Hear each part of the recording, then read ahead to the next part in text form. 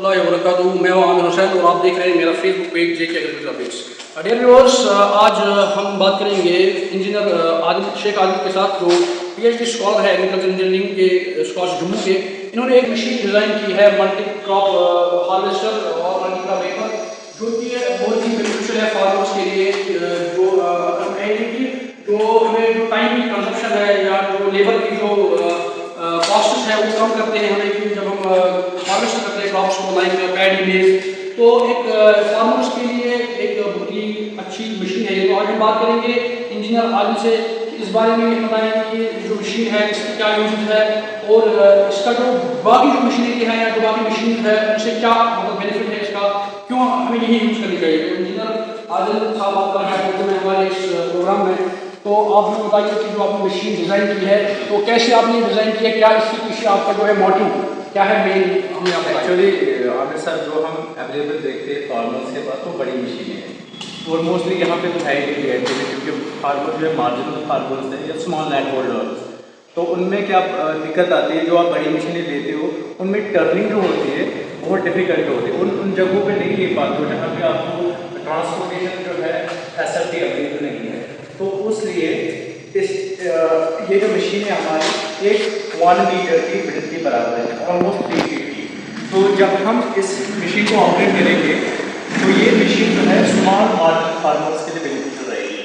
तो इसमें क्या है कि और ये इजी ऑपरेट करने के लिए सबसे पहले जब आप इस क्रैंक को कैमरामैन को बोल रहे हैं यहाँ पे आए, तो ये जो क्रैंक है हमारा, जब हम इसको स्टार्ट करेंगे यहाँ पे तो सबसे पहले इजीली हम इस ऑपरेट करने के लिए फॉरवर्ड स्पीड इससे आएगी, ठीक है। तो अगर आपको स्पीड बढ़ानी है तो ये यहाँ पे आपको दिया गया है एक्सीलरेटर, जिससे हम स्पीड बढ़ा भी सकते हैं, घटा भी सकते हो। और जो हमारा कटर बार है उसकी स्पीड हम उसको चलाने के लिए हम इससे ऑपरेट करते हैं।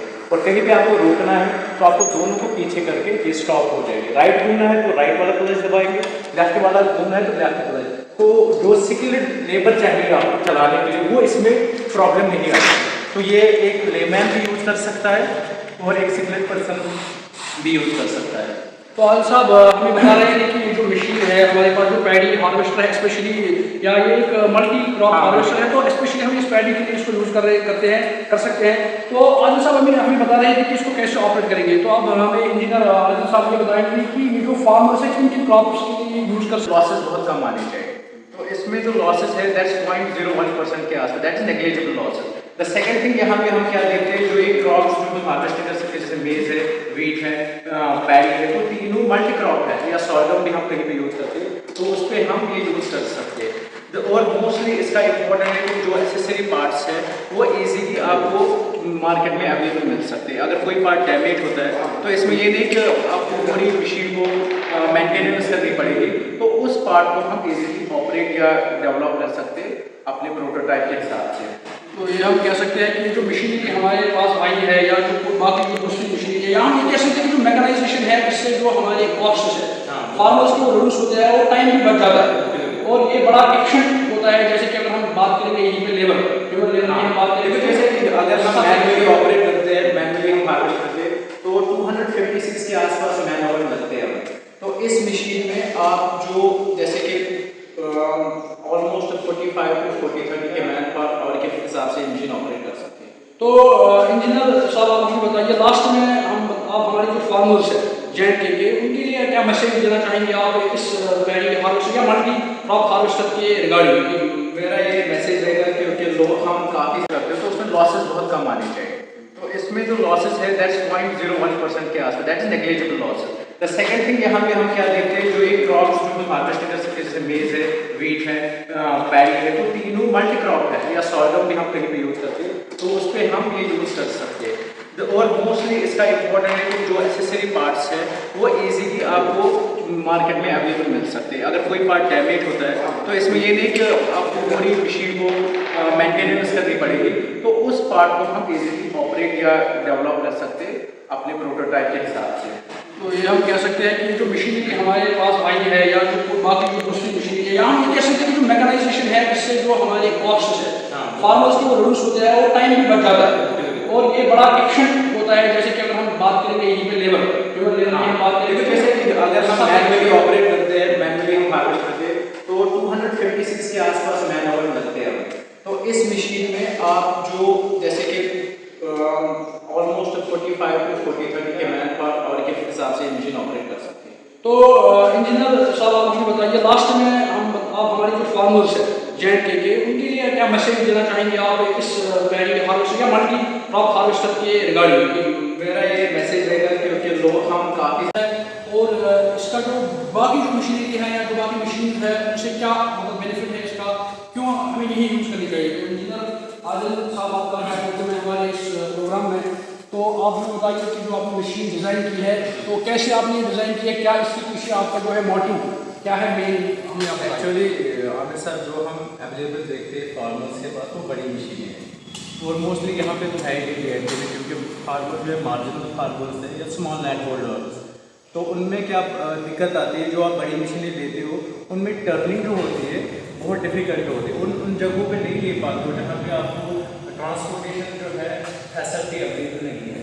तो उसलिए ये जो मशीन है हमारी एक 1 मीटर की ब्रेथ के बराबर है, ऑलमोस्ट 3 फीट की। तो जब हम इस मशीन को ऑपरेट करेंगे तो ये मशीन जो है स्मॉल फार्मर्स के लिए बेनिफिशियल रहेगी।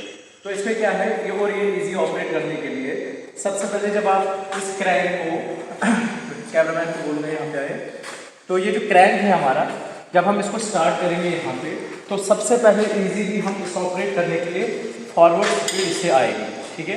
तो अगर आपको स्पीड बढ़ानी है तो ये यहाँ पे आपको दिया गया है एक्सीलरेटर जिससे हम स्पीड बढ़ा भी सकते हैं घटा भी सकते हो, और जो हमारा कटर बार है उसकी स्पीड हम उसको चलाने के लिए हम इससे ऑपरेट करते हैं।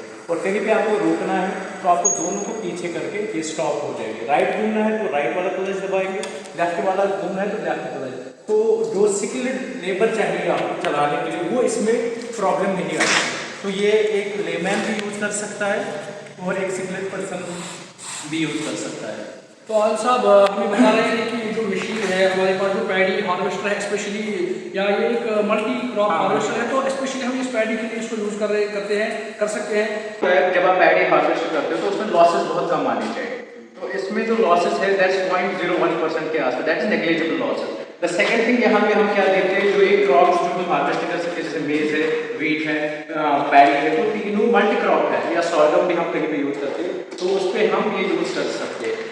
और मोस्टली इसका इम्पोर्टेंट है कि जो एसेसरी पार्ट्स है वो इजीली आपको मार्केट में अवेलेबल मिल सकते हैं। अगर कोई पार्ट डैमेज होता है तो इसमें ये नहीं कि आपको पूरी मशीन को मेंटेनेंस करनी पड़ेगी, तो उस पार्ट को हम इजीली ऑपरेट या डेवलप कर सकते हैं अपने प्रोटोटाइप के हिसाब से।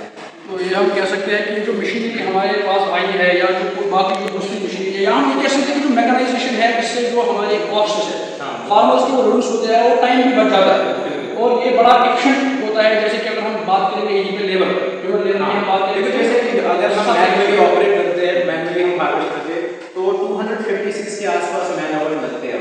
तो इस मशीन में आप जो जैसे कि ऑलमोस्ट 45 टू 40 के मैन पर आवर के हिसाब से मशीन ऑपरेट कर सकते हैं। तो इंजीनियर साहब आप मुझे बताइए, लास्ट में आप हमारे जो फार्मर्स हैं JNK के, उनके लिए क्या मैसेज देना चाहेंगे आप इस पैडी हार्वेस्टर या मल्टी क्रॉप हार्वेस्टर के रिगार्डिंग? मेरा ये मैसेज रहेगा क्योंकि लोग हम काफ़ी ज़्यादा पीछे हैं JNK in terms of mechanisation, तो हमें अगर बूस्ट करना है क्योंकि पॉपुलेशन बढ़ रही है और जो लैंड हमारे पास ऑलरेडी अवेलेबल है वो बहुत कम होती जा रही है, क्योंकि हम फूड प्रोडक्शन को उस हिसाब से लग रहा है। प्रोडक्शन को इंक्रीज करने के लिए हमें मैकेनाइजेशन की काफ़ी ज़्यादा ज़रूरत है।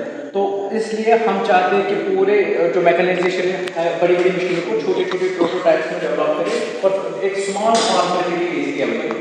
तो ये थे हमारे साथ इंजीनियर आदिल, जो कि एक PhD स्कॉलर है स्कॉश जम्मू की। तो आप देख सकते हैं कि जो हमारे स्कॉलर्स हैं कैसे ये मेहनत करते हैं, कैसे ये अपनी एनर्जी को यूज़ करके फार्मर्स तक ज़्यादा से ज़्यादा वो मशीनरी या ज़्यादा से ज़्यादा अपनी जो नॉलेज है वो पहुँचाना चाहते हैं और पहुँचाने की कोशिश करते हैं।